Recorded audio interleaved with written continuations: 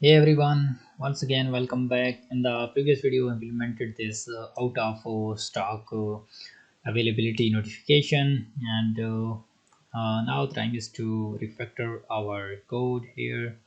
Right, so our this method become more longer, right? So we can divide this into the small chunks, right? Okay, so basically here on this we are checking that if the user is or logged in, so we are throwing the exception here, and here we are checking that product is available, then we are in this, and the longer thing is this one. So basically we are checking the product quantity, right? So we can add this into the function, right? So simply cut this functionality from here, and let's do we can say that out of stock, and here implement this function. So uh, here, right? So let me create first function, and then I will add this here. So the this would be the private, not the public, because I want to use this only this function, public function, and this would be the out stock of stock notification. Okay, and then let's go ahead and paste all of the stuff here, right? So basically we need the product object here, product object, and then we need the user object, right? So then it will do all of the things, out of stock notification, and then we need to pass these things here. So here we need to call this function, so simply call this, we are calling this inside this one. So simply call this and then function name, and then we need to pass this two parameter, and remember, pass this parameter with the same you can say that with the same. If you pass this, so the first parameter, so you need to pass the first product above here, right? Not pass this user and product, so it will become wrong, right? So follow the proper order. First we need to pass this product, and then other would be the user, right? Product is this one, user is this one. Okay, so now that's become shorter, and then we need to check the product user balance. Here we are checking that the user balance is this one, so we are in this, and then we are throwing the exception here. We can also create this that to check user balance, right? So let's go here, public function check user balance is sufficient, right here, and yes, this all of the stuff. We need the request object and user object, request and the user, right? So to resolve these both of the one. Okay, and here simply add this this, and then function name with a request object and a user object, right? Okay, and then this one is also need the product price. So we are calculating the price here. So how we can get the price from this one here? Okay, so here we are we have a product price, right? So we are calculating this price here, and then we are checking the user balance. So we need to return this product price, and then we will get this when we will call the function. Okay, so simply return this product price, right? So we are returning this price, and when the function is called, so this return the returned value, right? So here we can simply get the product price, right? So simply it will return the product price which we passed it to, which we returned it from here, right? So it will return the product price. Okay, so we are getting the product price, and then we need also a user balance, right? Okay, so user balance is here. So now we can return this price with the array, right? But the main thing is we can also divide this into the two functions, right? Check the user balance, and then another is product price, right? Or we can simply add this product price at the top, and then we can get its balance. So let me think about this, right? Should be the more elegant way. We have a request just to user, and this one have product. We can create another one. So here public function calculate product price, right? And then we can do this simply here. We can add this product logic here, right? So this need the request object only, request, and then after this it will we have a product price and then product quantity, right? So we can calculate the price, so return the product price simply here, right? And then we need to call this above one here. This would be the calculate the product price, right? And then this will return the product price here, right? Not this one. And then this will return the user balance, right? So we need the product price here, right? So we need the product price here too. So we need to pass this so here. So let me check that. Now we don't need this request object, so we can pass this product price here, right? So here we are getting the product price, and then we are passing this product price here, right? And then this user object we are using it here, and after this we will return the user balance, right? Basically we return the user balance here, and now let's go above and here pass the product to price which we are getting this here, right? And this would come user balance, right? Okay, so our all of function is working fine, right? And calculate price. Here we are, what we are doing, we are checking that out of stock notification which is returning nothing, and here we are calculating the product price. We are just passing the request object, and we are getting the product price and quantity, and we are returning the product price. And then check user balance. So basically we are checking that we are getting the product price and user object. Here we are calculating the user balance. If it's insufficient, so we are throwing the exception and then passing this here, right? So simply go above user balance, and then we are using this user balance where we are using this balance, we are using this here, right? Okay, so here basically we are checking the product quantity, and then we are updating the product quantity, right? So should I need to add this inside of another function or not? Paid product quantity, this will become more shorter. So product quantity, we get the product quantity, and then we are getting the okay. Let's create this another one. You can say that this would be the this product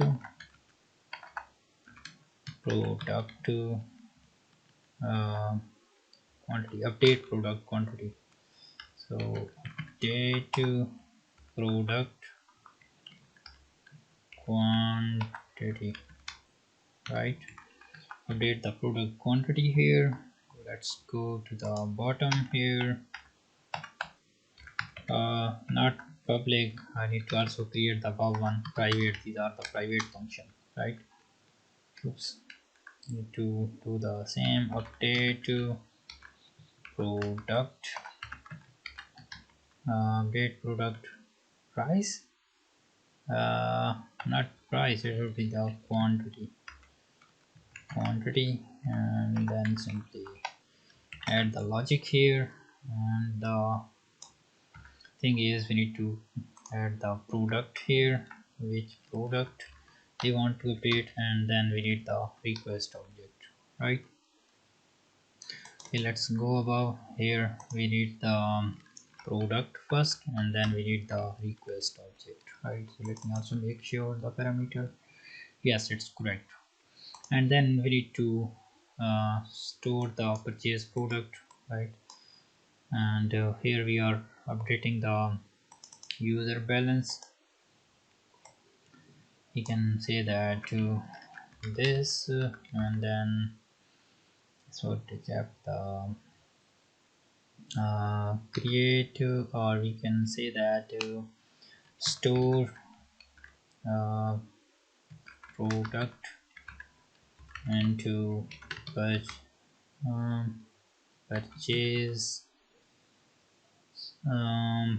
What should be the more descriptive is, let me add this the bottom, also make this private to this one also is private,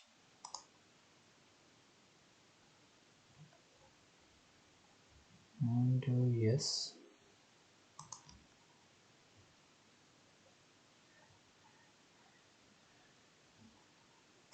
okay, add another private method, private function, and let me add this function name later here. So add purchase product, right? So you can say that to purchase product, right, like this. And then we need the request object here, and the user object, and product price, right? So we need these three parameter: request, user, and product price. So let's go above. Okay, and here we need the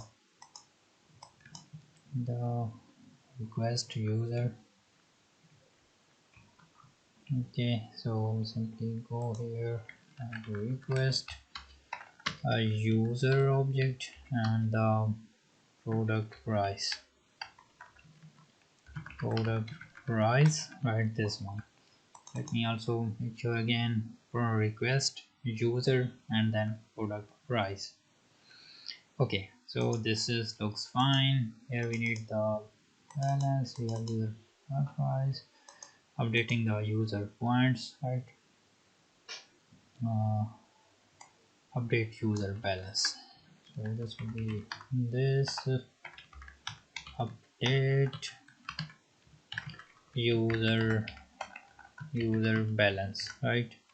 I don't know what's the parameters, we'll do this here later. Private function, and then update user balance. Go here, paste all of the stuff. Okay, and then need the user balance, and product price, this one, right? So, and another we need the user object too, user. Okay, user balance, product price, user balance, and then product price, and then the user object, right? Also make sure again user balance, product price, and user. Great, hit this, and now this one is try catch. everything is worked fine out of uh, and then we can also add this into the project, that find product. But this one is looks fine. Now our controller product purchase method is more shorter, right? Okay, that's totally fine, it looks fine. And here uh, this one would be the, we can also add this into the out of stock, this okay, this check out of stock products, okay. Hmm, simply go here and create this method function check out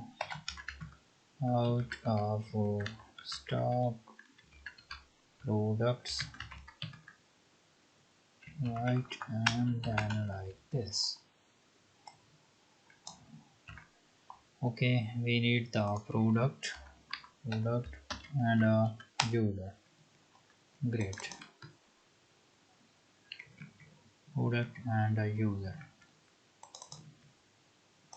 So simply pass the product here and a user. Okay, this one is also refactored now.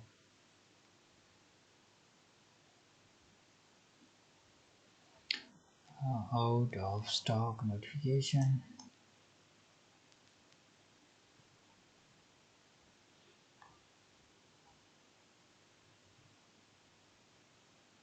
Out of stock notification is now have another method, right? So we also made this more shorter. Check out of stock notification, check out of stock products, right? So in this way you can refactor your method into the smaller methods, right? So this method is now more readable than this one. So for example, new developer came and then he can easily judge that out of stock notification, which means that this one is for the out of stock notification, and then he can simply click on this and read this logic, and then again on back and then check calculate product price, it's calculating the price, user balance, updating the product quantity, updating the purchasing the product to update user balance, and everything is I think everything is there, right? So you can easily read this out, otherwise it's a longer method, you can understand that what it's doing and like this. Okay, and now let's test this functionality, that is our refactoring is still working or not. Refresh, and now let's click on this purchase now. Good job, you purchased this product. Okay, why this one is purchase this one. Yes, balance would be 0. I'm logged in as Johnny. Let me confirm this. Yes, I'm logged in as Johnny, and if I visit this out, refresh, and it's still not adding this out, right? So now let's click on this purchase now, and something went wrong. Please refresh the web page. Oh, something is break now, so that's why it's behaving like this one. Okay, let's check that what's not working. So click on this purchase, unsupported operator types, request type, right? So line on 61. No problem, we will fix this. 61, right? So this one, user balance, product price, and user balance price. Okay, so here we are getting that. Okay, so we are getting this due to the response.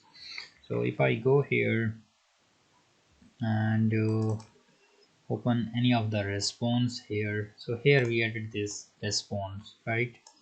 So basically it's throwing on which line, it's throwing on 61 line, right?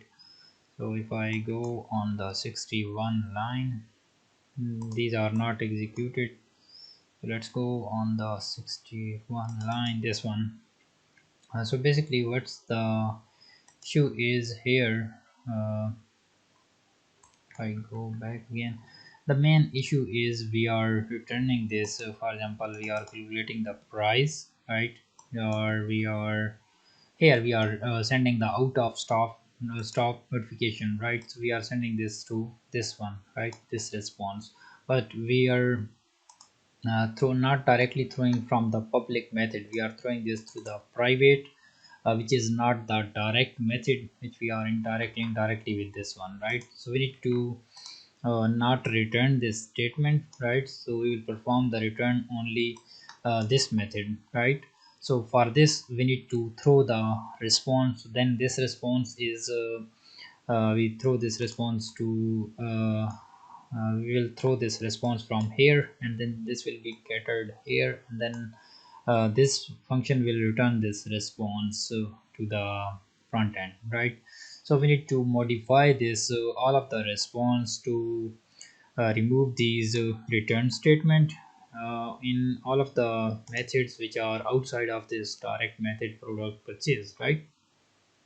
Okay, just remove this response, and then we need to call a method which is throw response. Throw response like this, right? So let me copy this and I will add this into all of the ones. And one more thing which we didn't notice is we are not updating the product quantity, right? Okay, it's done. The balance is done. Product, calculate this product out of stock. We have done this here. And one more method is get user. Okay, update user balance, update product quantity. So we are calling this method here, update to product quantity. Yes, now we are calling this method here. Okay, and what's next? I think everything working fine. Let's purchase this again, and also we need to check the user balance. Product is out of stock, right? So now our error is our exception is gone, right? And now it's throwing this response and displaying the message to a user, right? So if I go here and click on this buy now and purchase is out, product is out of stock, right? So let me add their quantity, right? So these are going in the minus. Why? Because I'm trying this response and update product quantity. So if product isn't available in stock, right, so then it's executing this product quantity, right? So if it's not available, so basically it's not throwing the exception, but now it's throwing the exception, so this will never happen, right? So let me change these prices for quantities here, 5 and only 1, right? Okay, let's give it a refresh here and also check the user balance. So that as we have 10, or you can say that it will be yes, 10 balance, right? It will purchase only one branded wristwatch. Okay, so let's click on this buy now. Click on this purchase. Product is out of stock, please wait for to available. It's still throwing that what's the error is out of stock. But if I go here on the products table, it's have one quantity, right? So I know what's the problem. We did a little mistake here. Is we added this one, right? So let me here we added this product quantity less than 1 or equal 1, right, which is wrong. So we need to do this product quantity less than 1, right, not equal. If it's equal, so then it will also throw the exception. Now let's click on this purchase now, and yes, it's now purchased. And if I visit the user balance, it's 0. If I visit the product quantity, and yes, it's also 0, everything working fine. Let's click on this again, purchase now, and throwing product is out of stock, right?